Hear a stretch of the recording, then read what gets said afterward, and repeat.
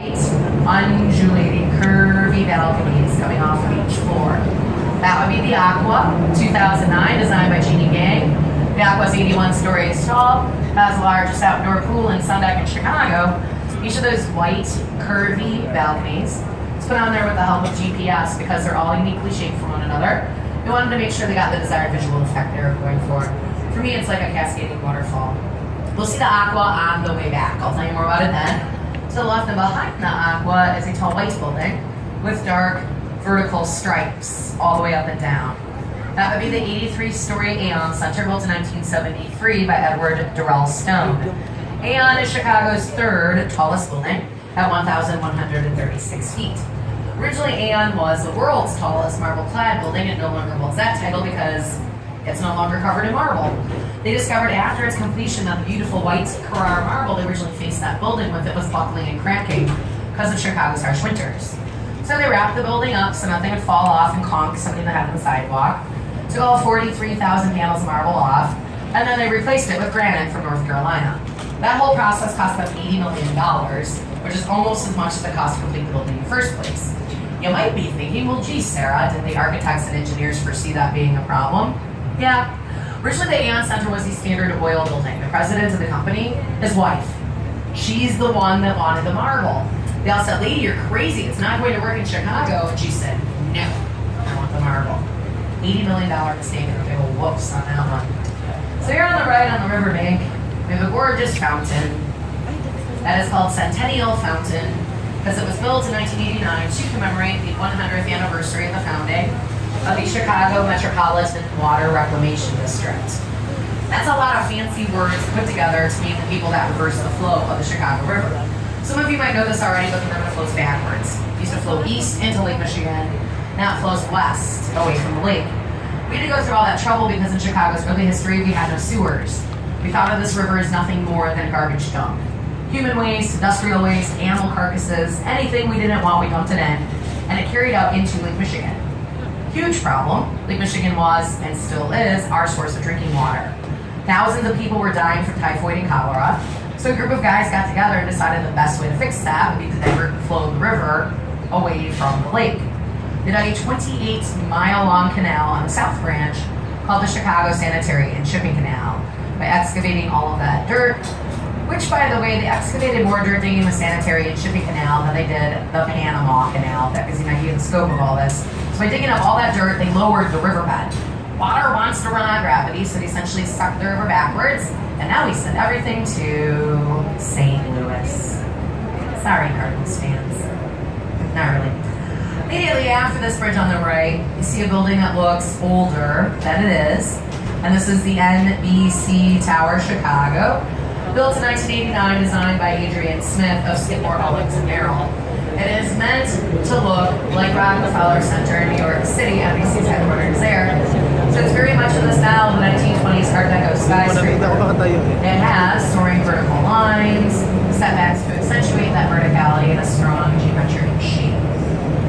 If you keep looking right in the distance, far, far away, right above the construction that's happening, you can barely see it anymore. For a few seconds, you'll see a tall black building with two giant white antennae on top. That's the John Hancock Building, built in 1969, designed by Bruce Graham of Skidmore, Owings & Merrill.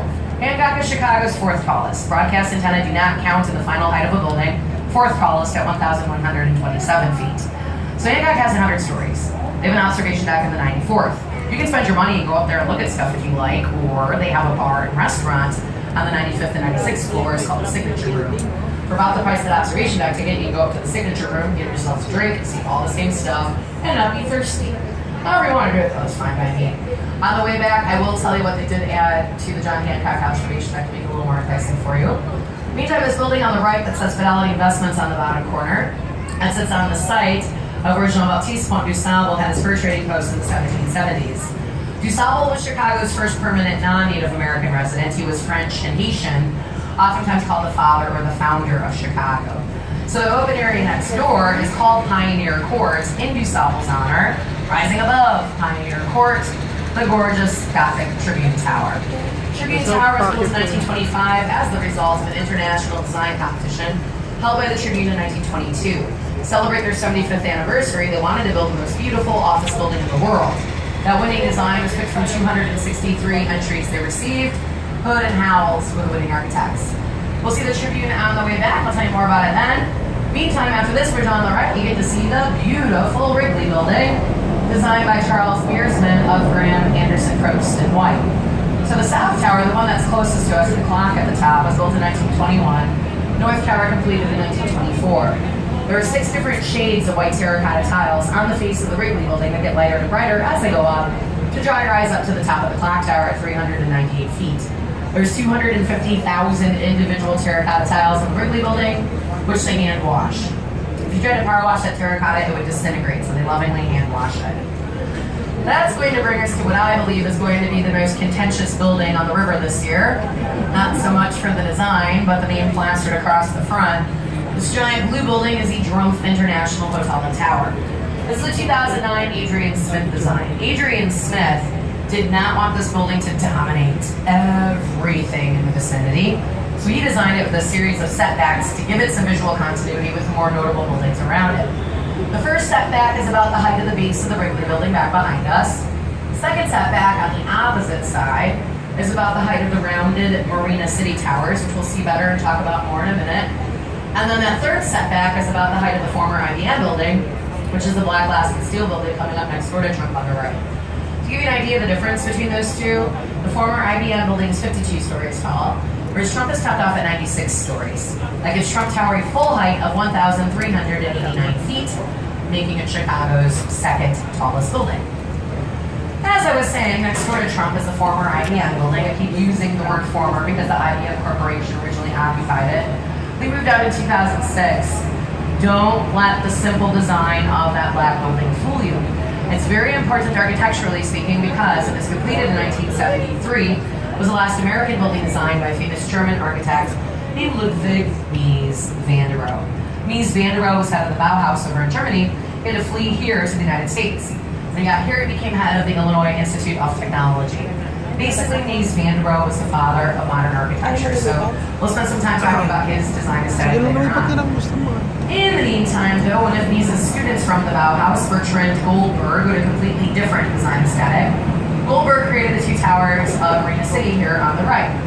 We affectionately call them the Corn Cob buildings here in Chicago. Marina City Complex was completed in 1968 to be a city within a city. Goldberg knew in the 50s and 60s everybody wanted to go live in the suburbs.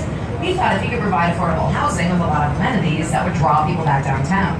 With no parking garages, marina, restaurant, bar, a bowling alley. We used to have a movie theater, but that has since been turned into the House of Blues. I don't know if any of you guys are Steve McQueen fans. He was an action movie guy. His last movie, The Hunter, they filmed a car chase scene at Marina City, where they drove a Grand Prix off the parking back into the river. Kids, that was before computer-generated graphics. They physically had to do it, and then the city charged them $1,000 an hour until they got the car back out again. The next 2 buildings on the right, both of them were built in 1987, different architects. The one with the Black Bay windows is currently the Westin Hotel, but was originally built by Helmi Fubada and Kasaban to be the Hotel Nikko for Japan Airlines. Even though it's not a Japanese-themed hotel anymore, they still maintain a very nice Japanese-style garden next door for their guests. Green glass building next door is a 35-story postmodern Skidmore, Owens & Merrill installation. Currently, it is home to the American Bar Association, so if anybody's got a good lawyer joke, now would be the time for that. They're all right there for you, billing you for hours. And after this bridge on the right, we have a lovely red brick building, known as the Reed Murdoch Center, built in 1913, designed by George C. Nimitz. So this building used to be symmetrical, not anymore. If you count from the clock tower to the right, there are 6 bays and windows.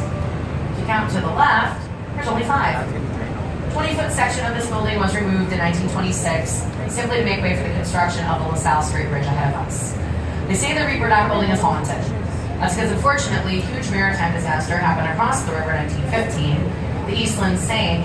They used that building as a temporary morgue. Morbid but true. I've done work in there before. Lights come on and off at night when they shouldn't. Things move around. It's spooky over there at night. But on to happier things. We now have, relative to the other buildings around it, a fairly new office tower next door. It's completed in 2009. Just to give you a sense of scale, this one is 785 feet tall, and is known simply by its address, 300 North LaSalle. But I think the cool thing about this building is they try to be as environmentally friendly as they could. One of the many features they use is they take water from the river, run it through coils, and use that to help air condition the building in the summertime so they don't have to use so much electricity. A lot of other buildings along the Chicago River employ that same method of cooling, and because of efforts like that, Chicago is now ranked number 6 in the United States as far as Energy Star rated buildings are concerned. So even though Mayor Daley is not in office anymore, he did do a lot to help Chicago become more green. And that is going to bring us then to the Gigantic Merchandise Mart. The Merchandise Mart was built in 1930 by Graham, Anderson, Probst, and White to consolidate all of Marshall Field's warehouses. Up until that point, Marshall Fielding Company had 13 warehouses just scattered around town. And they got to thinking, well, hey, this is getting kind of silly. Why don't we build one big building and put everything in there? So this is the largest building in the world until they built the Pentagon in Washington, D.C. 4.2 million square feet of floor space. Sits on just over an acre of land. So big, up until 7 years ago, that one building had its own zip code, 60654. The giant heads you might have noticed in the front that face inward toward the building, David Letterman once referred to them as giant Pez dispensers. Obviously they're not, but you can imagine the size of the candy. That's what we like to call the Merchant Prince Hall of Fame. It is busts of famous retailers, people like Filene, Woolworth, Wanamaker, Montgomery Ward, and of course Marshall Field are represented up there. So another thing about the Merchandise Mart, the building itself was built for a cost of $30 million. So they had a little cash flow problem because of the Great Depression, and they sold it then to the Kennedys. JFK's dad, Joseph Kennedy, purchased the Merchandise Mart in 1945 for the bargain price of $12.5 million. Kennedys held on to it until 1998 when they sold it for $550 million. So they made a good return on their investment, makes you almost wish you were Kennedy. Almost. Now the question I generally get the most in relation to this building is, so what's in there now? Well, there's a bunch of different stuff. We're kind of close to this wall here. The bottom floors you can all get into. There's actually the L stop for the brown and the purple lines. When you get off of the Merchandise Mart, you have to actually go and walk through the Merchandise Mart to get off on the street level, which is kind of fun. And it's not labeled. You just kind of, like the first time I had to go there for something, I was just like, okay, where do I go? And I'm like, oh, I'll just follow all these people, and boom, there you go. But yeah, so the bottom floors, let's say you need like a $10,000 bathtub. Yeah, you can do that there. Like, you know, like a mirror that costs like, you know, $15,000 because it's got this really cool thing where you just like touch it and it lifts up and opens and you get a nice cabinet inside with lights around the edges. All kinds of fun stuff, like home goods type stuff there. And then the upper floors, you have to have a business tax ID to get up there, because let's say I have a little store, a boutique, if you will, and I want to buy a bunch of earrings to put in my store, whole floor worth of jewelry up there, stuff like that. So each floor's got its own theme. It's kind of cool.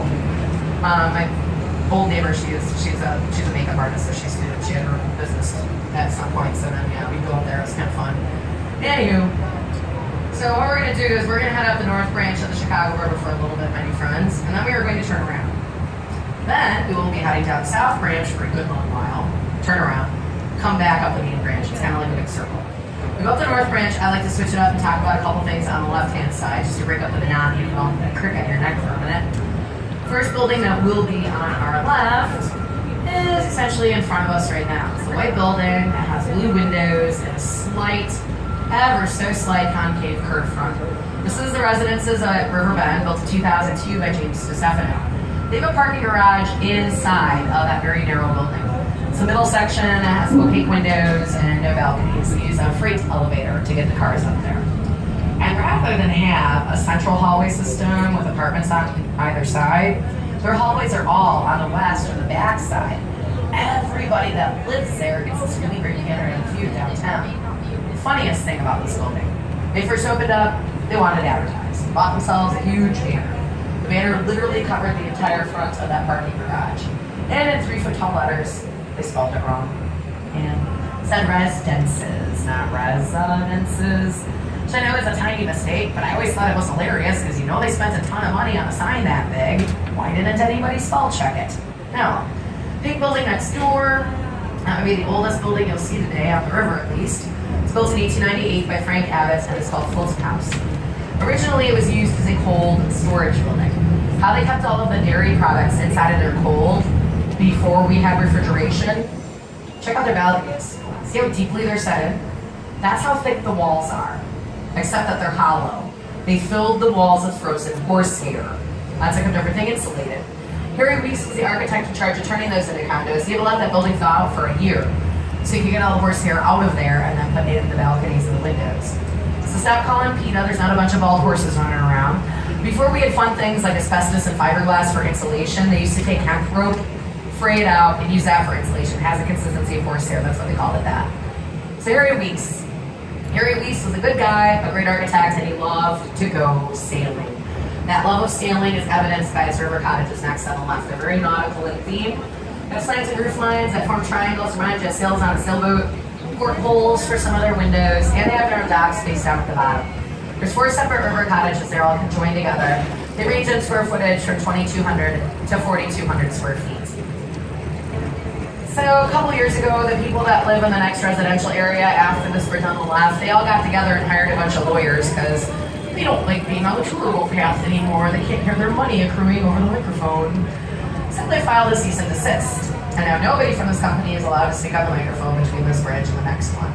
It's not a big deal. We turn around in between them, but we are going to have some forced fascist radio silence for a little bit. So enjoy the weather, take a picture, grab a drink. I'll be up here if you need me. I'll get back to you as soon as I possibly can. So thanks for your patience. Radio silence begins right about now.